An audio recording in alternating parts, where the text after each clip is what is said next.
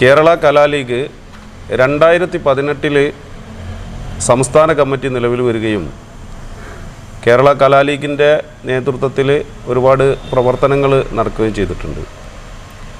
കേരള കലാലീഗിൻ്റെ ഉദ്ദേശ ലക്ഷ്യങ്ങൾ അവശ കലാകാരന്മാരെ അവരെ സഹായിക്കുക, അതുപോലെ തന്നെ കലാപ്രതിഭകൾക്ക് അവാർഡ് നൽകിക്കൊണ്ട് അവരെ അഭിനന്ദിക്കുക, അതുപോലെ തന്നെ കൂട്ടായ്മയിലൂടെ നമുക്ക് കലാരംഗത്ത് പ്രവർത്തിക്കുന്ന ആളുകൾക്ക് നേടിയെടുക്കേണ്ട കാര്യങ്ങൾ നേടിയെടുക്കുക എന്നൊക്കെയാണ് കലാലീഗിൻ്റെ ഉദ്ദേശ ലക്ഷ്യങ്ങൾ.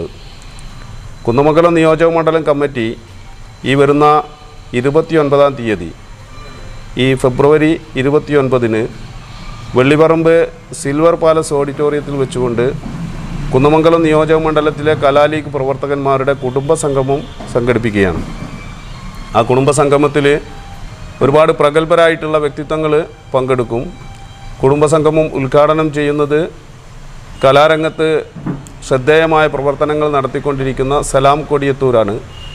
അദ്ദേഹത്തിൻ്റെ ഒരു മോട്ടിവേഷൻ സ്പീക്കും അതുപോലെ തന്നെ അതിനുശേഷം അദ്ദേഹം ഈ പരിപാടി ഉദ്ഘാടനം ചെയ്യുകയും ചെയ്യും. അന്ന് 2 മണിക്ക് നമ്മുടെ പരിപാടികൾ ആരംഭിക്കും. കുന്നമംഗലം നിയോജക മണ്ഡലത്തിലെ വിവിധ ഭാഗങ്ങളിലുള്ള നമ്മുടെ കലാലീഗ് പ്രവർത്തകന്മാരുടെ കുട്ടികളുടെയൊക്കെ കലാപരിപാടികൾ, അതുപോലെ തന്നെ ഒപ്പന, കോൽക്കളി, അങ്ങനെയുള്ള പരിപാടികളൊക്കെ ആയിക്കൊണ്ട് കരോക്ക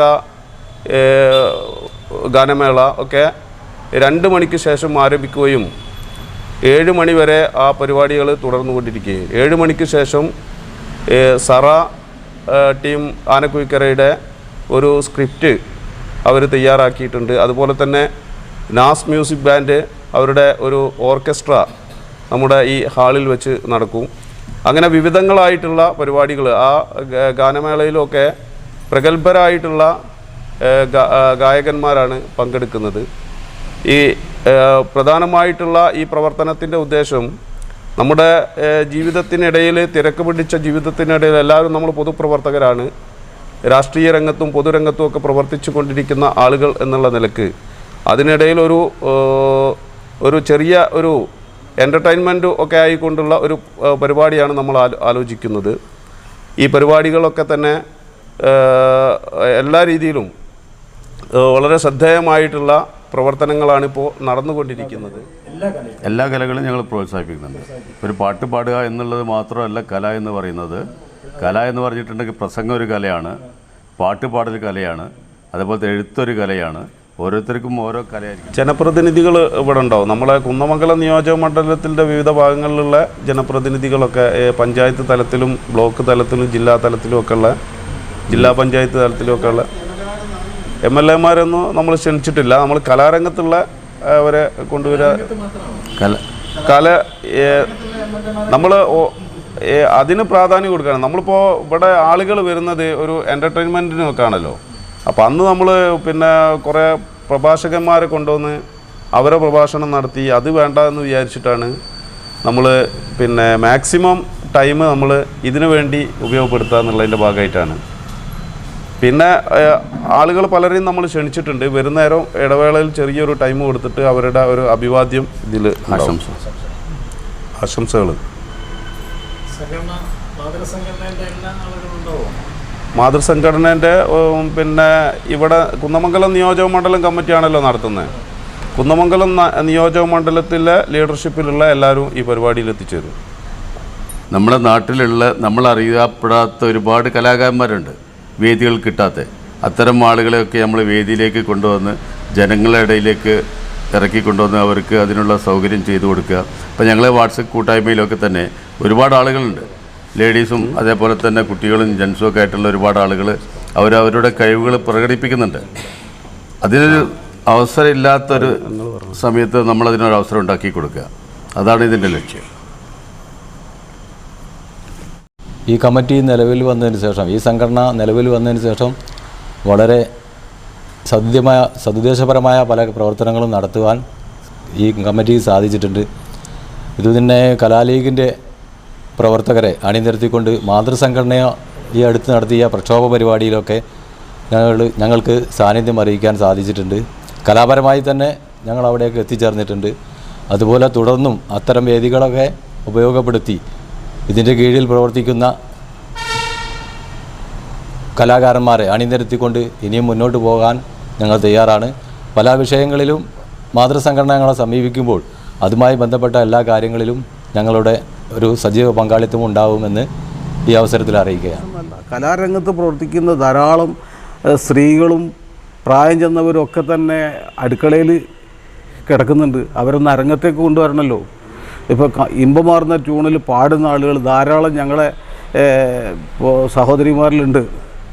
അപ്പോൾ അവർക്കൊക്കെ തന്നെ ഒരു കഴിവ് തെളിയിച്ചു കൊണ്ടൊന്ന് മുന്നോട്ട് വരാനും അവരെ വരുത്താനും അതുപോലെ അങ്ങനെ ഒരു അരങ്ങേറ്റം നടത്തുക എന്നുള്ള ഉദ്ദേശമുണ്ട്. ഈ പാർട്ടിയുടെ മുസ്ലിം ലീഗ് പാർട്ടിയുടെ നേതൃത്വത്തിൽ തന്നെ അവർ ചെയ്യുന്ന എല്ലാ സപ്പോർട്ട് അവർ ഞങ്ങൾക്ക് അതിനുള്ള സപ്പോർട്ട് തരുന്നുണ്ട്. ആ രീതിയിലൂടെ പോവുക എന്നുള്ളതാണ്. കലാകാരന്മാരെ സഹായിക്കുക, അവരെ ആദരിക്കുക, അവർക്ക് അനുകൂലമായ സാഹചര്യങ്ങൾ ചെയ്യുക, അവർക്ക് സഹായം ഗവൺമെൻറ്റിൽ നിന്ന് കിട്ടേണ്ടതാണെങ്കിൽ അത് വാങ്ങിക്കൊടുക്കുക.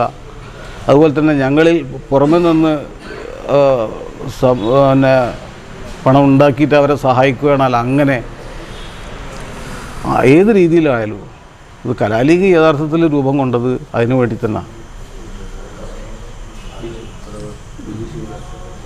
ഈ കലാലീഗ് എന്ന് പറയുമ്പോൾ കേവലം ഒരു കലക്ക് മാത്രം നിലകൊള്ളുക എന്നുള്ളതല്ല, മറിച്ച് കലാ സാംസ്കാരിക ലീഗാണ്. അപ്പോൾ അതുകൊണ്ട് തന്നെ ഈ രാജ്യത്തെ സംസ്കാരം, നല്ലതായ സംസ്കാരങ്ങളൊക്കെ ഉൾക്കൊണ്ടുകൊണ്ട് അതേപോലെ തന്നെ മാനവികത ഉൾക്കൊണ്ടുകൊണ്ട് വിദ്യാർത്ഥികളെയും കുട്ടികളെയും ഒക്കെ പരിശീലിപ്പിക്കേണ്ട രീതിയിൽ തന്നെയാണ് അത് മുമ്പോട്ട് പോകാൻ ഉദ്ദേശിക്കുന്നത്. കേവലം ഒരു കലക്ക് വേണ്ടി എന്നുള്ളതിനപ്പുറത്തേക്ക് നല്ലൊരു സംസ്കാരം കൂടി ഇതിലൂടെ വളർത്തിയെടുക്കാൻ കലാലീഗ് ഉദ്ദേശിക്കുന്നുണ്ട്. നമുക്ക് ഈ കലാലീഗിനെ പറ്റി പറയുകയാണെങ്കിൽ നമുക്ക് കുന്നമംഗലം നിയോജക മണ്ഡലത്തിൽ നമ്മുടെ ഈ കലാലീഗ് വളർന്നു വരുന്നത് പ്രത്യേകിച്ച് നമ്മുടെ ഈ വഴിവിട്ട ഒരു സംസ്കാര രീതി നമ്മുടെ കുട്ടികളിൽ ഉണ്ടാകുന്ന സാഹചര്യത്തിലാണ് നമ്മളിപ്പോൾ ജീവിച്ചു പോകുന്നത്. കാരണം എന്താണെന്ന് വെച്ചാൽ ലഹരിക്ക് അടിമപ്പെട്ട് അങ്ങനെ വീടുകളിലൊക്കെ നമുക്കറിയാം, വീടുകളിൽ തന്നെ ഒരുപാട് കലാപ്രവർത്തനങ്ങളും ഒരുപാട് മൂല്യമുള്ള ഒരുപാട് കുട്ടികളും രക്ഷിതാക്കളും തന്നെ ഉണ്ട്. പക്ഷേ അവരെ ഒരു രംഗത്തേക്ക് കൊണ്ടുവരാനുള്ള സാഹചര്യം നമ്മൾ ഒരുക്കി കൊടുക്കുക എന്നുള്ളതാണ് കലാലീഗിൻ്റെ ഈ ഒരു പ്രവർത്തനം കൊണ്ട് ഉദ്ദേശിക്കുന്നത്. മാത്രമല്ല നമുക്ക് നമുക്കറിയാൻ പറ്റും, കോവിഡ് കാലത്ത് ഏറ്റവും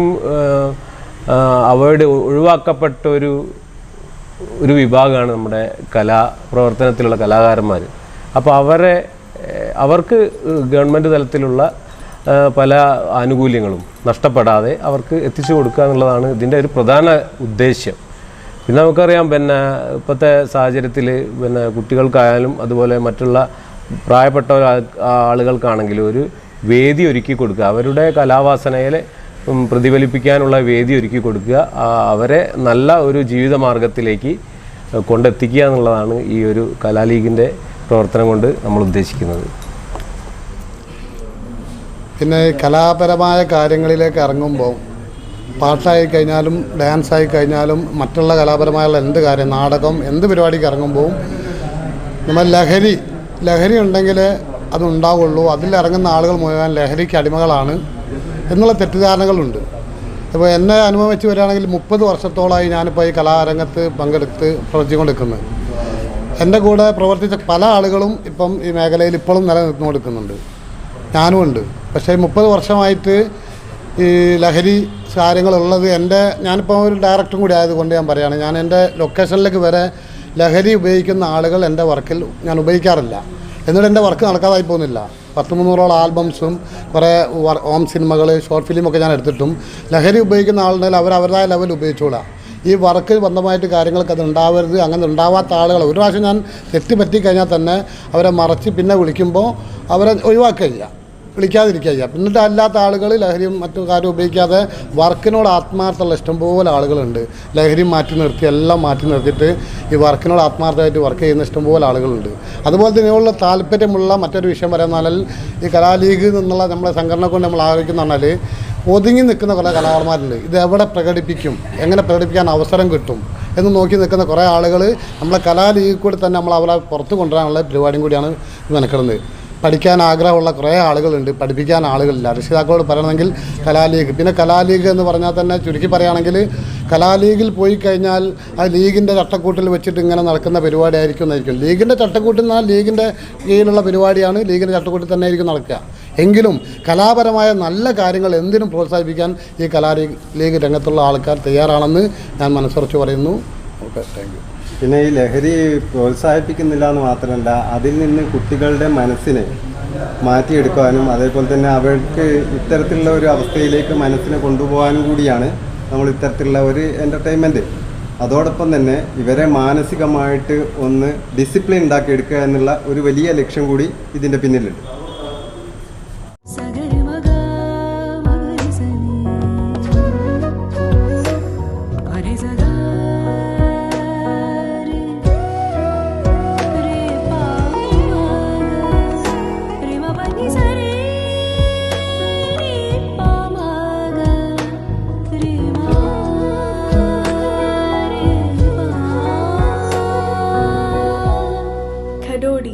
Golden Diamonds, മാവൂർ, പൂവാട്ടുപറമ്പ്. കൂടുതൽ വാർത്തകൾ ലഭിക്കാൻ sport media YouTube channel subscribe ചെയ്യുക. വാട്സാപ്പിൽ ലഭിക്കാൻ സ്പോർട് മീഡിയ ഗ്രൂപ്പിൽ ജോയിൻ ചെയ്യുക.